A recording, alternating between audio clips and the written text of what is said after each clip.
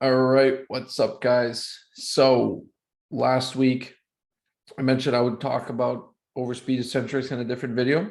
So that's what I'm here to do today.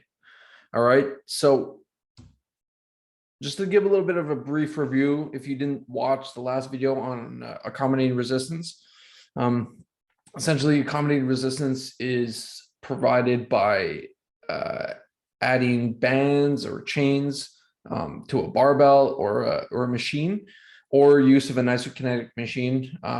However, those aren't as, let's say, common just because of their just how expensive they are. So what these resistances do is they accommodate to the resistance profile of an exercise. Basically, it adds more resistance once you move into more favorable or stronger positions throughout the movement. And basically what it does is it tries to keep the velocity within the same range throughout the full movement. And it allows you to produce maximal amounts of force throughout the full range of motion. It also overloads stronger positions, as I mentioned. So let's say in the bottom, if you could only handle 200 pounds, well, adding 20 pounds of chain per side allows you to get to the bottom position with the 200 pounds, but as you move up and you get into stronger positions, you're able to add the resistance and therefore create a greater stimulus in those, say, more advantageous positions. And then finally, it's also a great way to teach acceleration by reducing the amount of deceleration produced through a movement. So basically, instead of, say, coasting to the top of a squat, with the added resistance, you need to maximally produce force throughout the full range, or else you won't complete the repetition. Now, bands provide overspeed eccentrics. Chains do not. And you'll kind of see why through a little bit of physics, a little bit of science. So what is overspeed eccentrics? Overspeed eccentrics basically means you're adding acceleration to gravity. So gravity is constant. And if you have, let's say, just a regular barbell, well, the amount of energy is, or the acceleration downwards is limited to gravity. But by adding bands to the barbell, or let's say a machine that's where the load is coming down, you're increasing the amount of acceleration downwards. So you're like essentially increasing gravity. So I'm not going to go too much into the science behind it. If you really want to get a better understanding of it, just look up different types of energy: total energy, gravitational potential energy, kinetic energy, and elastic potential energy. So basically, all right, I'm going to keep this, try to keep it simple. Total energy of a system is the potential energy, which is gravity, and the elastic potential energy, plus the amount of kinetic energy. So what this means is, let's say if you have a bar on your back, the amount of energy that's placed on you, on the system, is the amount of weight times the height where it's situated compared to the floor, and the acceleration of gravity. Once the bar starts to move, there's the additional kinetic energy that's applied to the system. So gravitational potential energy is dependent on mass, so the load, gravity, and the height. Once bands are added to the system, you're essentially increasing the amount of total energy because you're adding in the elastic potential energy. So the elastic potential energy depends on the spring constant, which is basically the ability of the elastic to stretch and the distance of the stretch. So think of it, if you were to take an elastic band and stretch it out this far, well, you know that if you take that same band and stretch it out this far, and if it's a little bit harder, and it produces a greater amount of tension and force. So that's what you're basically doing.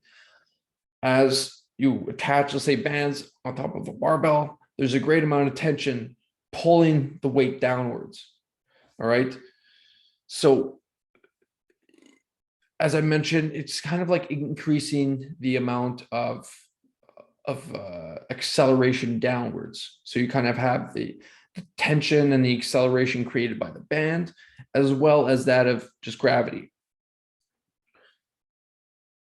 When using overspeed eccentrics, you want to emphasize on using a controlled but a fast or violent descent.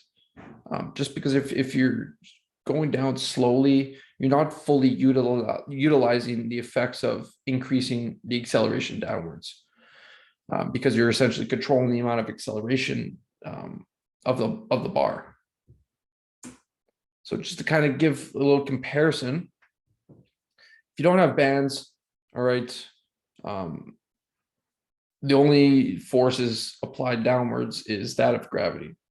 If you add bands, you're adding in the elastic potential energy, which is increasing the amount of force placed downwards or increasing the amount of acceleration. So think about it as if you were taking, let's say, a baseball. If you take a baseball at this height and you drop it, it's going to create a certain amount of force and it's going to come down at the acceleration of gravity. But if you take it at the same height, but you get a slingshot and you shoot it down, it's going to be a lot harder. And it's going to come down a lot faster. It's the same kind of concept. All right, just to kind of give you guys a little visual. So again, as I mentioned, by attaching bands and kind of eliciting this overspeed eccentric, you're doing it by increasing the amount of elastic potential energy. And by using a faster eccentric, you're also increasing the amount of kinetic energy. So the total energy of the system is increasing. Now, why is this important? Because one, energy is neither created nor destroyed. So what happens when you, let's say, eccentrically come down fast with the overspeed eccentric or the bands, is the energy from the top. Again, the energy with the bands is greater than if you didn't have bands, or if you just had barbell weight. That energy gets transferred into the muscles, the tendons, the ligaments, because they all have elastic properties. So basically, there's a transfer of energy from the bands and the weight to the muscles and tendons. And then this transfer is transferred into concentrically coming up. So what are the benefits and how to perform them? Well, one, you're able to increase the amount of force produced. One, because of the increase in energy or the increase in transfer of energy to the muscles and tendons, and which then ultimately allows you to produce more force, but also it's able to what's called override the Golgi tendon. So basically the Golgi tendon organ is a safety mechanism that kind of shuts the amount of force you can produce because it senses that it's too much and it's preventing injury. So kind of a way to, the first time I really heard about this was I was listening to a podcast, the West Side Barbell podcast, and they were talking about, or Louis Simmons was talking about how he had a couple of athletes. I believe they took the same weight and they had someone measure it. They had someone take just pure barbell weight, try to move it as fast as they could. And then they added additional band tension to the same load. And what they found was that they were able to move that greater load, so the weight plus the bands, at a greater concentric velocity, therefore showing that it produces greater amounts of force.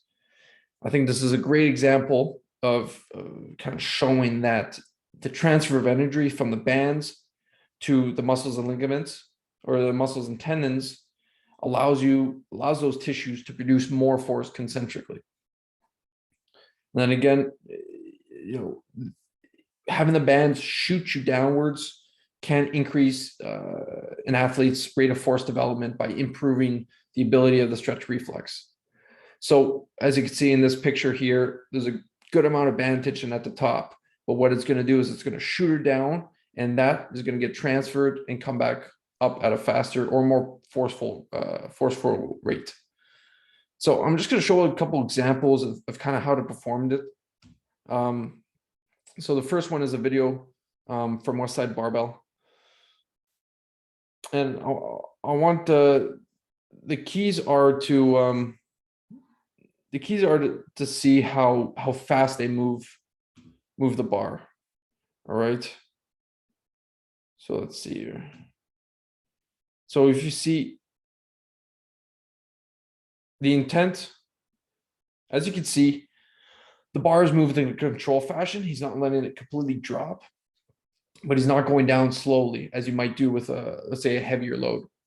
And then even though the speed of the concentric is not, let's say, true speed work, the intent to come up explosively is there. So let's just see. And if you could see an example, there's around 150 pounds of additional tension from the bands. So let's just look at this. So as you can see, the weight does move pretty fast, and that's the goal for their specific day. That's a dynamic effort day, so the goal is to produce as much force as possible and as much at a fast rate. Now, this example is going to be a little bit faster because this is it's more of a plyometric, and this is something that an exercise that I really like, because one, not only does it force you to produce maximal amounts of force, but I like it more because it's kind of adding an eccentric load to improve the stretch reflex and to produce more force. Because if you're just doing regular plyometrics, you're kind of limited by gravity and your body weight. But by adding some bands, again, that band is shooting you down, creating more force, and creating you, or making you absorb more force. So then there's a greater transfer concentrically. So what you see is going to be pretty fast.